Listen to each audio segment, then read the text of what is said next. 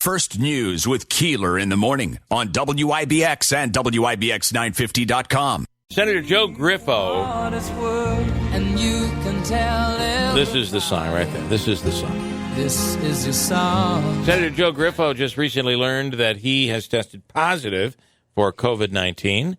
The senator, big fan of Elton John like I am. Good morning, Senator Griffo. Hello, it's me. Ah!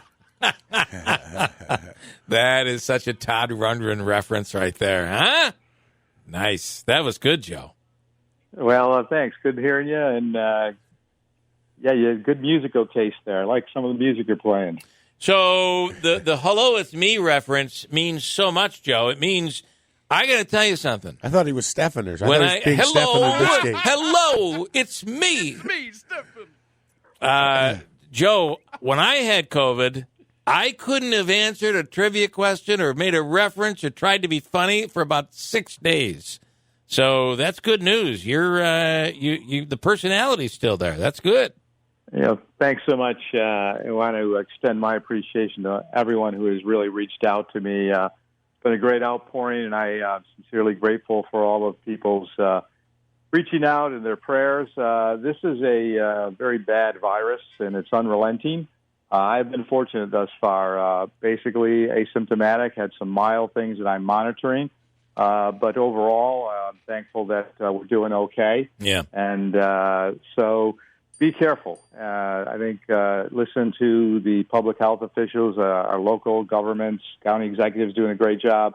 We need to be on guard here because this still continues to confront and challenge us. Thus far, fortunately, been okay, and I'm hoping it stays that way. Yeah. And I was surprised because I had been very careful. I know. It's so weird, isn't it? How are you? This is what I said in December. How was I so careful? And out of the blue, I get this stinking thing in December. You, the same thing. You have been extremely careful. You made it all the way through, and now all of a sudden, there you are. You're positive. Yeah, we're following all the protocols, even at work, and did everything that we possibly could to be smart and safe. But this shows you again that this virus knows no boundaries, and it continues to persist.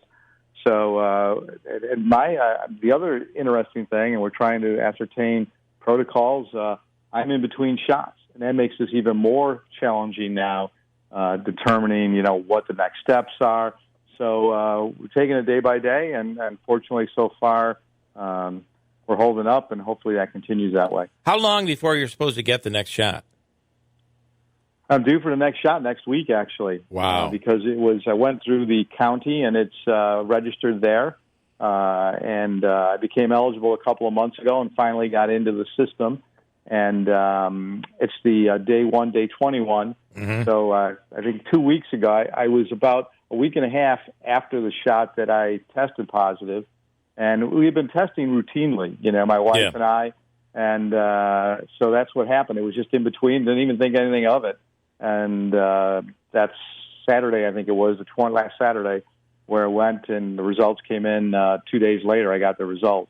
Immediately contacted the health department and then began all the contact tracing, things of that nature. One thing that they were impressed with, unfortunately, because we have my life's an open book, as you know, and we have a public schedule, and we're still fulfilling our responsibilities as best as possible, along with my staff, who's also been monitored and tested. But we and our following protocols. It's interesting how you just, when that result comes, you just kind of are perplexed and then concerned at the same time. Yeah. Can I ask? Obviously you have your mom and your wife. What's the status there? And is there quarantine? What's the situation? Yeah, absolutely. And thank you. My mom's a big fan of yours, as you know, and she's probably listening right now. So we're doing okay. I've been checking in each day with her. She is fine thus far. She is home, and she has been vaccinated. So she hopefully is at this point got the protection she needs.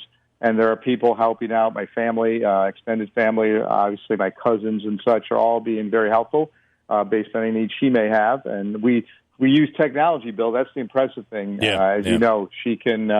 She's got an iPhone and she's on Amazon Echo Show.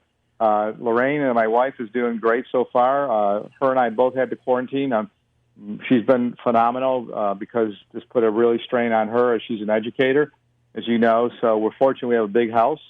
So she's in the other end of the house teaching and different bedrooms that we can utilize based upon everything that the health department has indicated that we should follow and the protocols that we are following with. So I'm quarantined for at least 10 days, they're telling me right now.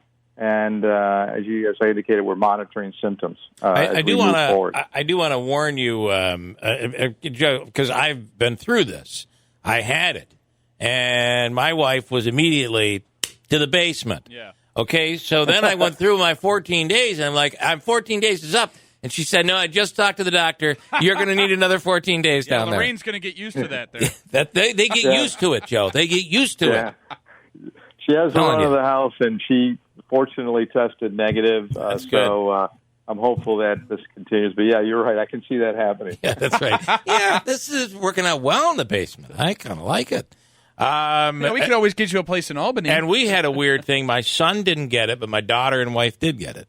So, and again, it's so odd how this thing spreads and reacts. And Joe, they're continuing to learn as we go on, obviously. Yeah. So no one, I think that's the issue, right? Just like the testing now. As you see, Speaker Hasty just tested positive, too. Yeah. I can tell you we were not hobnobbing when we were in Albany. Yeah.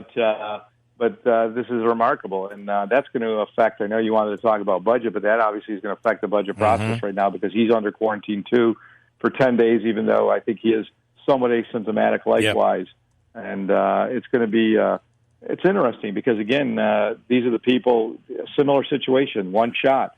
He's on one dose, and in between he's now tested positive. So we're going to learn a lot, and hopefully the doctors over the next few days are going to be able to direct us to our next steps. Joe, let me ask you this. Had you not been, and this is something for everyone, I think, to pay attention to, had you not been tested regularly because of your job, based on how you have felt in the last 3 or 4 days, would you have gotten tested? Is there any sign that would make you say, oh, I think I have COVID?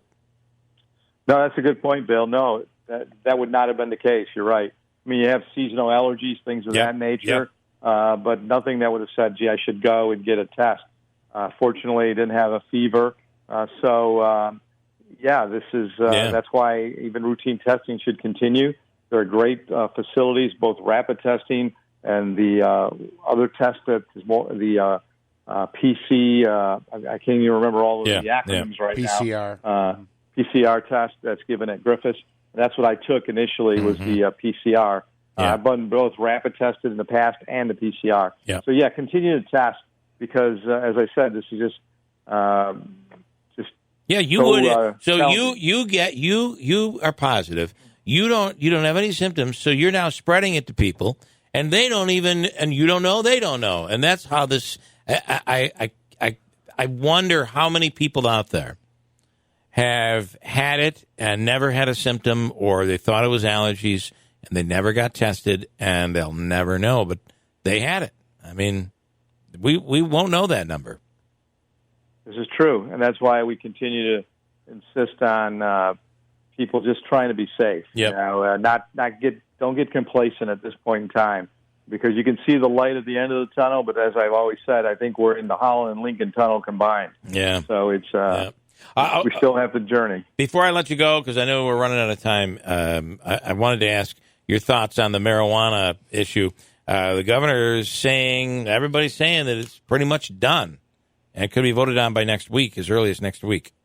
Yeah, I've not seen anything, Bill, thus far, so it's difficult to comment on, and I think that's an unfortunate thing that they're not sharing information with the other conferences of the legislature. Obviously, the governor's in a precarious situation right now, and I think he's doing a lot of deflecting. So the problem is going to be the budget. What is going to happen? The first indication yesterday was that we may have a late budget now. And so we'll learn more, I think, today and tomorrow. But I really don't have a lot of information, even where we are in the budget cycle. Yep. But if they have agreements, obviously they're going to move forward, because that's the old 3 people in the room that you have had in Albany in the past. So thank you for having me on today. Unfortunately, we got a hard out here. Yep. I've learned my radio technology. Yes. But I'm available and look forward to talking to you. And all right. Thanks for all of the good wishes and the prayers. All right. Best to you, but mostly best to your wife and your mother, okay? Thank you so much. All right, Joe, thanks. Take care, guys. Thank you. So Wayne just messaging in, we now have 2 Joes in the basement. Because that was the whole thing with Biden during the campaign. Oh, that's funny. Yeah, that's funny. Swimsuit? Check. Sunscreen? Check. Phone charger? Check. Don't forget to pack the 5-Hour Energy. It fits great in a pocket or carry-on, and the alert feeling will help you arrive ready for anything. Now get 20% off when you use code 5HETRAVEL at 5hourenergy.com. Expires April 30th. One-time use only. Not valid with other discounts. Remember, visit 5hourenergy.com and use code 5HETRAVEL to save 20%.